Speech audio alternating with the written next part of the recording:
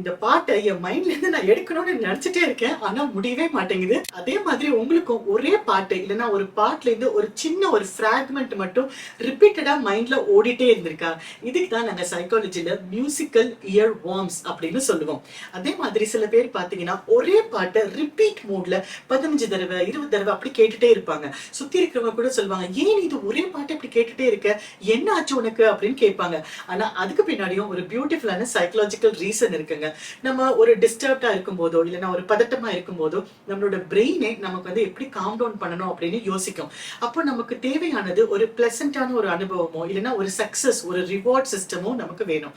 அப்படி அந்த reward system வரும்போது நம்ம பிரெயின்ல ஹாப்பி ஹார்மோன்ஸ்ல ஒன்னான டோபமின் அப்படிங்கிறது ரிலீஸ் ஆகும். இப்போ இவ்வளோ காம்ப்ளிகேட்டடா இந்த விஷயம்லாம் புரிஞ்சுக்கிறத விட டோபமின் செக்ரீட் பண்றதுக்கு என்ன வேணும் அப்படின்னா ஒரு குட்டி சக்சஸ் வேணும். அதுக்காக நம்ம என்ன பெரிய பெரிய சாதனைகள்லாம் பண்ணணும்னு அவசியம் இல்லை.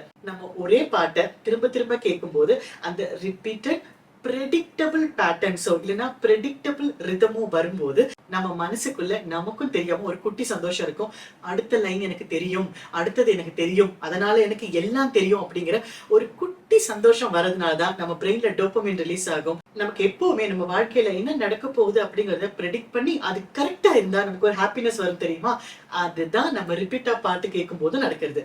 அதனால உங்களுக்குன்னு ஒரு 3-4 ஸ்பெஷல் சாங் செலக்ட் பண்ணி வச்சுக்கோங்க. எப்பயாவது உங்களுக்கு வந்து ரொம்ப பதட்டமா இருக்கு இல்லைன்னா காரணமே தெரியாம ஒரு மாதிரி ஒரு டிஸ்டர்ப்டா இருக்கு அப்படின்னா, யார்கிட்டயும் போய் எதுவும் சொல்லிக்கிறதுக்கு ஆள் இல்லை அப்படின்னா இந்த 2-3 மேஜிக்கல் சாங் ஹாப்பி ட்ரிகர் சாங்ல ஒரு சாங்கை நீங்க ரிப்பீட் மோட்ல கேட்கும்போது நெக்ஸ்ட் என்ன நடக்கும் அப்படின்னு உங்களால ப்ரெடிக்ட் பண்ணும்போது கண்டிப்பா உங்களுக்கு டோபமைன் செக்ரீஷன் நடக்கும்.